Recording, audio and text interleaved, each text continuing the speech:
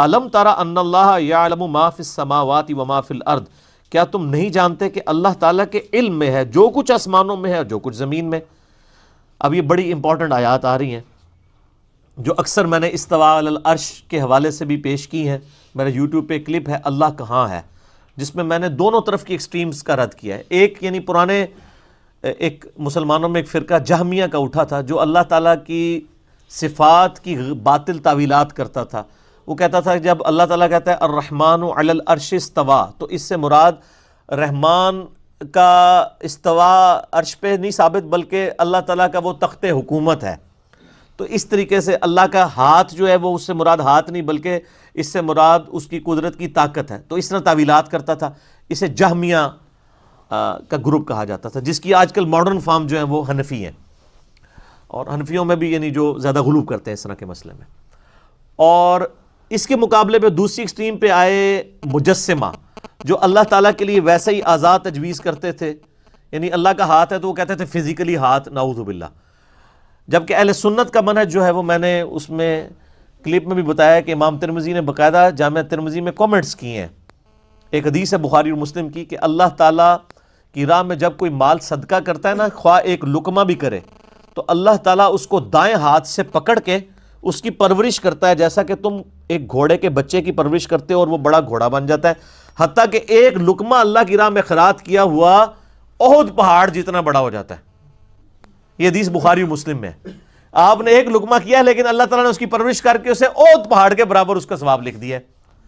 یہ حدیث ترمذی میں بھی آتی ہے۔ اس پہ امام ترمذی نے کومنٹس کیے کہ یہاں پہ جو ذکر آیا کہ اللہ کا دایاں ہاتھ، تو انہوں نے پھر ڈیٹیل سے بتایا کہ اہل سنت کا یہ عقیدہ ہے، اور اہل سنت کی ائمہ امام مالک، سفیان بن عیینہ، عبداللہ ابن مبارک کہتے ہیں کہ اللہ تعالیٰ کی جو جو صفات قرآن میں آئی ہیں ہم بغیر تعویل کے منوان انہیں اسی طریقے سے تسلیم کرتے ہیں۔ اور لیس کمثلہ شیء، سورہ شورى کی آیت انہوں نے لکھی کہ اللہ کی مثل کوئی شے نہیں ہے، بس جو کچھ آیا رحمان اپنے عرش پہ ہے، بالکل عرش پہ ہے جیسا کہ اس کی شان کے لائق ہے، اور رحمان ہماری رگے جان سے بھی زیادہ ہمارے قریب ہے، نحن اقرب الیہ من حبل الورید، یا اس سے پہلے سورۃ الحدید میں آیا هو الاول والآخر والظاہر والباطن، اور اس کے بعد پھر آیا وہو معکم اینما کنتم، تم جہاں کہیں بھی ہو وہ تمہارے ساتھ ہوتا ہے۔ تو یہ جتنی کی ساری چیزیں آئی ہیں ہم ان کو بغیر تعویل کے مانتے ہیں، وہ ہمارے ساتھ بھی ہے جیسا کہ اس کی شان کے لائق ہے۔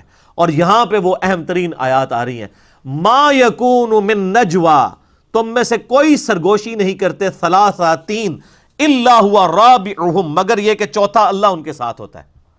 وہ نے کہا نا سرگوشیاں کر رہے ہوتے ہیں نا، نبی علیہ السلام کے خلاف پلاننگ کرتے تھے، تو اللہ تعالیٰ منافقین کو کہہ رہا ہے کہ یہ جب تم سرگوشیاں کر رہے ہوتے ہو نا تو اللہ تمہارے ساتھ ہوتا ہے۔ یہ نہ سمجھو کہ تم تین کر رہے ہو تو نبی علیہ السلام تو مسجد نبی میں بیٹھے ہیں اور تم یہ پلاننگ جو کر رہے ہو تو اللہ چوتھا موجود ہوتا ہے، ٹھیک ہے۔ ولا خمسۃ الا هو سادسهم، اور کوئی 5 سرگوشیاں نہیں کر رہے ہوتے مگر چھٹا اللہ ان کے ساتھ ہوتا ہے۔ ولا ادنی من ذلك ولا اکثر، نہ اس سے کم نہ اس سے زیادہ، یعنی چاہے تم 5 سے کم ہو یا 5000 بھی ہو، اللہ تعالیٰ کو آپ اپنے ساتھ ایڈیشن کر لو۔ یعنی یہاں اگر 70 بندے بیٹھے ہیں تو 70 نہیں ہے، اللہ بھی ان کے ساتھ ہے، ٹھیک ہو گیا۔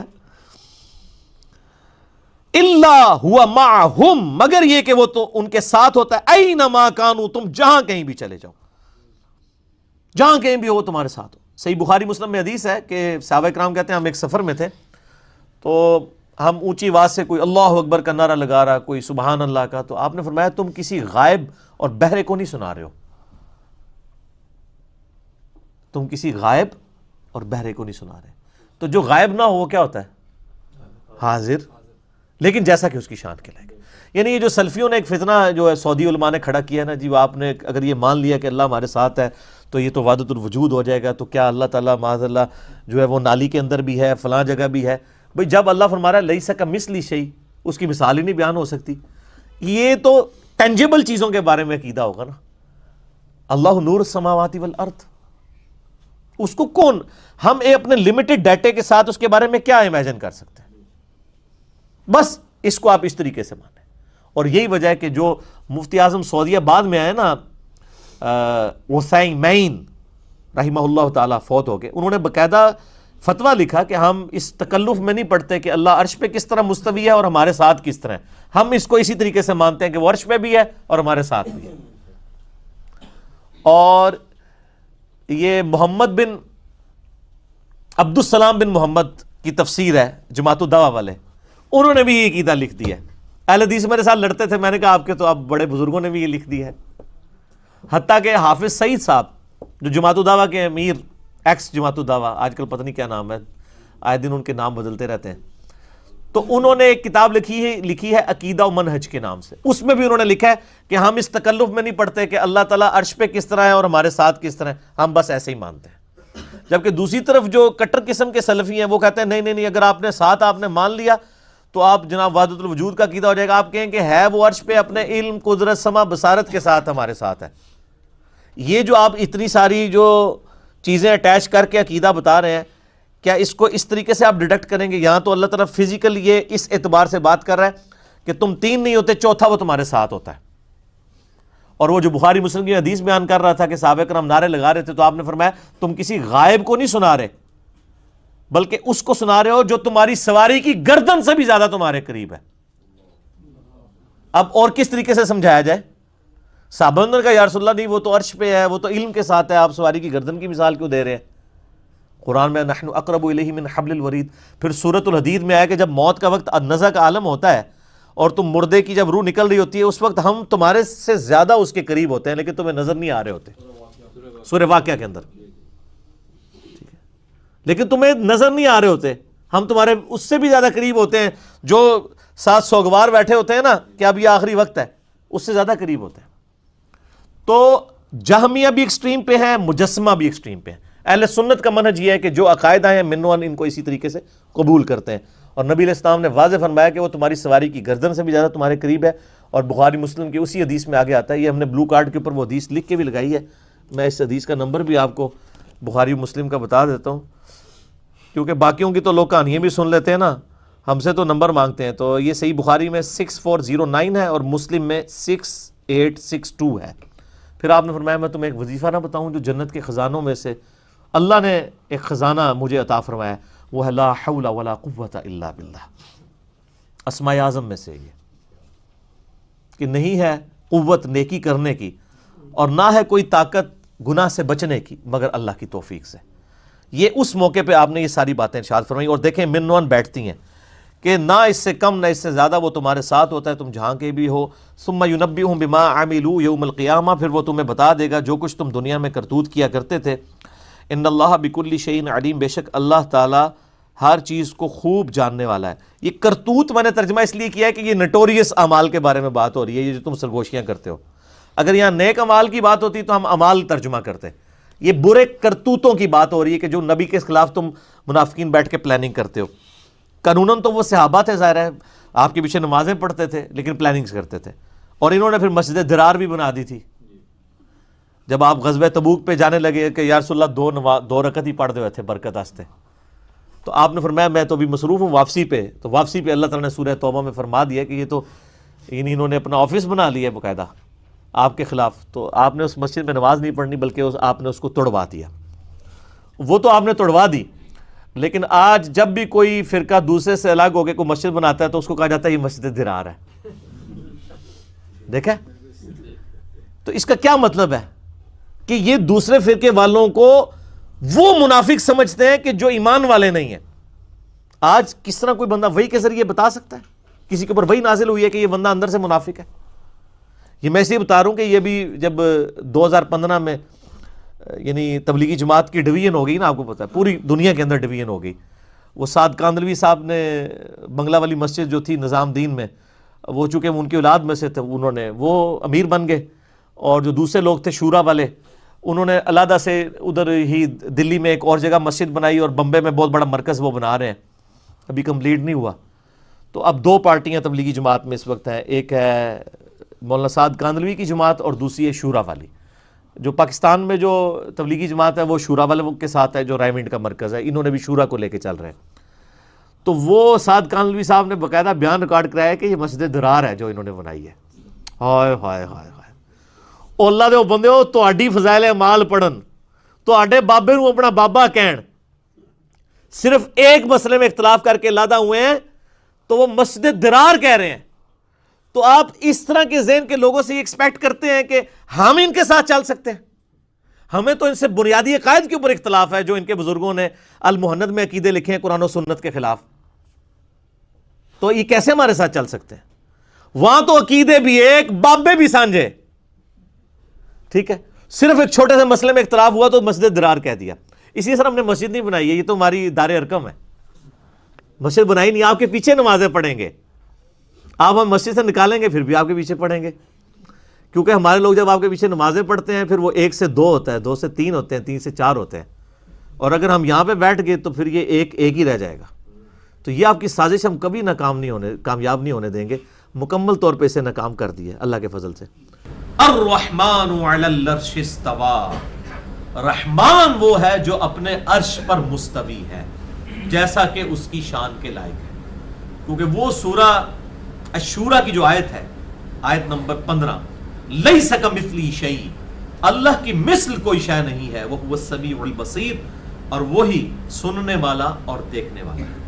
لہذا امام احمد رضا بریلوی صاحب نے اس آیت کا جو ترجمہ کیا وہ بالکل ٹھیک ہے. الرحمن علی العرش استوى، انہوں نے ترجمہ کیا کہ رحمان اپنے عرش پر مستوی ہوا، اور بریکٹ میں انہوں نے لکھا جیسا کہ اس کی شان کے لائق ہے. اور مستوی کا ترجمہ بھی انہوں نے اردو میں ٹرانسلیٹ کرنے کی کوشش نہیں کی.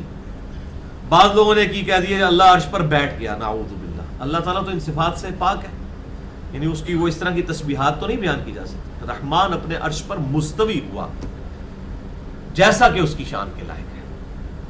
یہ بڑا کریٹیکل ایشو ہے، اور میں اس پہ اکثر یہ بات کہتا ہوں کہ اس وقت انٹرنیٹ کے اوپر کفر اور اسلام کا مسئلہ اس ایشو کو بنایا ہوا ہے حنفیوں نے اور سلفیوں نے. حنفیوں نے لیکچرز اپلوڈ کیے ہوئے ہیں سلفی یعنی اہل حدیثوں کے خلاف کہ یہ تو اللہ تعالیٰ کو عرش پہ قید مانتے ہیں، نعوذ باللہ من ذالک. وہاں پر سلفی جو ہیں وہ حنفیوں کا رد کرتے ہیں کہ یہ جو ہے وہ وحدت الوجود اور پینتھیزم اور ہماؤس کا عقیدہ رکھتے ہیں، نعوذ باللہ من ذالک. اور دونوں ایک دوسرے کے اوپر جو ہے وہ کفر اور شرک اور اس قسم کے بد عقیدگی کے فتوے لگا کے، تو آپ دیکھیں کس طریقے سے انٹرنیٹ کے اوپر طوفان بدتمیزی جو ہے وہ برپا ہے. اور میں اس میں بار بار کہتا ہوں خدا کے لیے اللہ تعالیٰ کی صفات جو ہیں یہ بہت کریٹیکل ایشو ہے. انسان کا انٹلیکچوئل لیول یہ نہیں ہے کہ انسان ان صفات کو سمجھ سکے. ہم تمام صفات پر بغیر کسی تعویل کے جیسا کہ اس کی شان کے لائق ہے ایمان لاتے ہیں. ہمارا یہ عقیدہ ہے کہ ہمارا رب عرش پر مستوی ہے جیسا کہ اس کی شان کے لائق ہے. وہ رات کے آخری پہر آسمان دنیا پر نزول فرماتا ہے، بخاری اور مسلم کی احادیث میں آتا ہے، جیسا کہ اس کی شان کے لائق ہے. وہ ہماری رگ جاں سے بھی زیادہ ہمارے قریب ہے، نحن اقرب الیہ من حبل الورید، ہم تمہاری رگ جاں سے بھی زیادہ تمہارے قریب ہے جیسا کہ اس کی شان کے لائق ہے. اور پھر وہ کتنی کریٹیکل آیت ہے سورہ البقرہ کی 186، وَإِذَا سَأَلَكَ عِبَادِي عَنِّي فَإِنِّي قَرِيبٌ. اے محبوب صلی اللہ علیہ وسلم جب میرے بندے آپ سے میرے بارے میں پوچھتے ہیں، کیا پوچھتے ہیں کہ رب کدھر ہے، تو فرمائیے انی قریب، میں تمہارے بالکل قریب ہوں. حالانکہ اس وقت تو ہونا چاہیے تھا کہ نہیں، کچھ لوگوں کا عقیدہ ہے میں عرش پر ہوں، کچھ لوگوں کا عقیدہ ہے کہ میں تمہارے شارق سے قریب ہوں. وہ مسئلہ ہی ختم کر دیا. یعنی اب احادیث کی تعویل قرآن کی آیات کے مطابق ہوگی. رحمان اپنے عرش پر مستوی ہوتے ہوئے بھی بالکل ہمارے قریب ہے جیسا کہ اس کی شان کے لائق ہے. اس کی تعویل بیان نہیں ہم کر سکتے. انی قریب اجیب الدعوۃ الداعی اذا دعان، ہر پکارنے والے کی پکار سنتا ہے جو اس کو پکارتا ہے. فلیستجیبوا لی، لیکن لوگوں کو بھی چاہیے کہ وہ میرا حکم مانے، ولیؤمنوا بی، اور مجھ پر ایمان لائیں جیسا کہ ایمان لانے کا حق ہے. لعلہم یرشدون، تاکہ وہ کامیابی اور رشد و ہدایت پا سکیں. تو اللہ تعالیٰ ہمارے قریب بھی ہے جیسا کہ اس کی شان کے لائق ہے. اس کے لیے کوئی تمثیل بیان نہیں ہو سکتی. نہ ہم اس کا عقیدہ رکھ سکتے ہیں کہ اللہ تعالیٰ کوئی انسان کے اندر حلول کر جاتا ہے، ایسا بھی عقیدہ باطل ہے. اور اس طریقے سے اس قسم کا عقیدہ بھی باطل ہے جس میں یہ شائبہ ہو کہ نعوذ باللہ کو اللہ تعالیٰ کسی خاص مکان کا پابند ہو گیا ہے اور وہ اس مکان سے جو ہے وہ کہیں اور نہیں جا سکتا. وہ ان ساری کی ساری جو تمثیلات ہم بیان کرتے ہیں ان سے پاک ہے. اور اس میں جو امام مالک کا قول ہے جس پہ امت کا اجماع ہوا ہے وہ بڑا زبردست ہے. وہ کہتے ہیں امام مالک رحمہ اللہ، اور یہ قول جو ہے وہ امام بیہقی کی جو کتاب ہے اسماء و صفات والی اس کے اندر موجود ہے کہ اللہ کا عرش پر استوا معلوم ہے. یعنی یہ ہمارے علم میں ہے کہ اللہ تعالیٰ عرش پر ہے، اور اس پر ایمان لانا واجب ہے کہ اللہ اپنے عرش پر ہے جیسا کہ اس کی شان کے لائق. استوا معلوم ہے، کیفیت مجہول ہے. ہم اس کی کیفیت بیان نہیں کر سکتے کہ وہ عرش پہ کیسے ہے، کیونکہ لیس کمثلہ شیء، جب اس کی مثل کوئی شے ہے ہی نہیں ہے تو ہم اس کی کیفیات کیوں بیان کریں؟ جس طرح کے مجسمہ نے بیان کی اور اس طریقے سے جہمیہ نے بیان کی. دونوں ایکسٹریمز ہیں. ایک طرف مجسمہ ہے جو اللہ تعالیٰ کے لیے تقریباً کوئی جسمیت کا عقیدہ رکھتے ہیں، نعوذ باللہ من ذالک. دوسری طرف جہمیہ ہے جو اللہ تعالیٰ کے لیے صفات آئی ہیں ان صفات کی تعویلات باطل کرنا شروع کر دیتے ہیں. یہ دونوں ایکسٹریمز ہیں، مجسمہ بھی اور جہمیہ بھی. جبکہ اہل سنت کا منہج بالکل درمیان میں ہے، جو امام مالک نے فرمایا کہ اللہ تعالیٰ کا عرش پر استوا معلوم ہے، کیفیت مجہول ہے. مجہول عربی میں کہتے ہیں unknown، مجہول.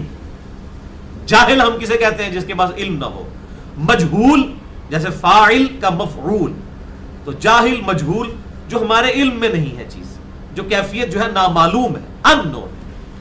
اور تیسری بات امام مالک نے فرمائی، سوال کرنا بدعت ہے. جو سوال کرے گا نا کہ اللہ عرش پہ ہے تو کس طرح ہے، اس کی کوئی مثال بیان کریں، یا اللہ تعالیٰ ہمارے ساتھ ہے وہ کس طرح ہے، اس کی کوئی مثال بیان کریں، تو یہ پھر بدعت ہو جائے گا، کیونکہ اس کا ڈیٹا ہی ہمیں نہیں دیا گیا. بہرحال اس حوالے سے میں نے ایک بہت بڑی علمی خدمت کر دی ہے الحمدللہ. اور ایک میرا کلپ جو ہے یوٹیوب کے اوپر اپلوڈ ہوا ہے، فیس بک کے اوپر بھی، سوشل میڈیا کے اوپر بھی. بلکہ وہ اتنا فیمس ہوا ہے اس اعتبار سے کہ آپ اگر یوٹیوب میں جا کے صرف یہ لکھ دیں اللہ کہاں ہے رومن میں، اللہ کہاں ہے، یا انگلش میں لکھ دیں ویئر از اللہ بریکٹ میں، تو انشاءاللہ سب سے ٹاپ پہ میرا کلپ کھلے گا. اور اگر آپ مزید لکھنا چاہتے ہیں تو آپ لکھ دیں ویئر از اللہ، یا اللہ کہاں ہے، ساتھ لکھ دیں انجینئر محمد علی مرزا، تو آرام سے کلپ کھل جائے گا جس میں میں نے سلفیوں کے ایکسٹریم رویے کا بھی اور جہمیہ کے ایکسٹریم رویے کا بھی، یعنی حنفیوں جو آج کل ماڈرن حنفی ہیں ان کے ایکسٹریم رویوں کا بھی میں نے رد کیا ہے. ویئر از اللہ، یا اللہ کہاں ہے. اور اس نام کے اوپر کتنے کلپس اپلوڈ ہیں یوٹیوب کے اوپر، آپ ساروں کو سنیں تو سارے ایک دوسرے کے اوپر فتوے لگا رہے ہوں گے، کوئی صحیح بات بتا ہی نہیں رہا ہوگا. تو میں نے الحمدللہ بڑی بیلنس گفتگو کی ہے، اور اس حوالے سے بڑا ڈر جانے کا مقام ہے. کسی ایکسٹریم پہ جانے کی ضرورت نہیں ہے، اس کے لیے جب مثال ہی نہیں بیان کی جا سکتی. اب بخاری اور مسلم کی متفق علیہ حدیث ہے کہ آپ صلی اللہ علیہ وسلم نے جو قبلہ رخ دیوار پہ تھوک لگا ہوا دیکھا تو آپ نے اپنے مبارک ہاتھوں سے وہ تھوک صاف کیا، یعنی کسی نے نماز پڑھاتے ہوئے تھوک آئی تو اس نے پھینک دیا. پھر آپ صلی اللہ علیہ وسلم نے فرمایا، بخاری اور مسلم دونوں میں حدیث موجود ہے، کہ جب تم میں سے کوئی شخص، یہ کتاب المساجد چیپٹر میں مشکات میں بھی آپ کو بخاری اور مسلم کے ریفرنس سے مل جائے گا، جب کوئی شخص نماز کے لیے کھڑا ہوتا ہے تو اس کا رب اس کے اور قبلے کے درمیان ہوتا ہے، لہذا کوئی شخص بھی قبلہ رخ مت تھوکے. اب کسی سے ابھی نے نہیں کہا یا رسول اللہ صلی اللہ علیہ وسلم یہ آپ اس سے مراد علم لے رہے ہیں یا اللہ تعالیٰ خود ہوتا ہے؟ اگر علم مراد ہے تو علم تو پہلے ہی اس کا ہر جگہ ہے، کوئی جگہ اس کے علم سے پاک ہے؟ بتائیں نا. تو یہ جو فرمایا جا رہا ہے کہ اللہ تعالیٰ تمہارے اور قبلے کے درمیان ہوتا ہے، تو ہم کہتے ہیں ہاں اللہ ہی ہوتا ہے جیسا کہ اس کی شان کے لائق ہے. اگر اس کی علم کی تعبیر کرتے ہیں آپ اور تعبیر کرتے ہیں علم کی، تو علم تو پہلے ہی اس کا ہر جگہ ہے. کیا نماز پڑھنے سے پہلے ہمارے اور قبلے کے درمیان اللہ کا علم نہیں تھا؟ بعد میں آ گیا. جیسا کہ اس کی شان کے لائق ہے وہ ہمارے ساتھ ہے، اور جیسا کہ اس کی شان کے لائق ہے وہ عرش پر مستوی ہے. یہ بڑا امپورٹنٹ عقیدہ ہے اس حوالے سے، اور یہ میرا کلپ جو ہے یہ بڑا اہمیت کا حامل ہے. یوٹیوب پہ لکھیں جا کر اللہ کہاں ہے، یا لکھیں ویئر از اللہ، اور ساتھ اگر میرا نام بھی لکھ دیں انجینئر محمد علی مرزا، تو بڑے آرام سے وہ کلپ کھل جائے گا انشاءاللہ. میں نے اس میں بڑی مختصر، میرا خیال 12-15 منٹ کا کلپ ہے، اس کے اندر میں نے ساری بات کھول کر بیان کر دی. یہی باتیں کی ہیں، کچھ اور باتیں بھی کی ہیں اس حوالے سے. جو احادیث دونوں طرف سے پیش کی جاتی ہیں وہ میں نے مختصراً ڈسکس کر دی ہیں، تاکہ پتہ چل جائے کہ لوگ جو دھوکہ دینے کی کوشش کرتے ہیں دونوں طرف سے ایکسٹریم رویوں کے ساتھ، وہ چیز بالکل سامنے آ جائے.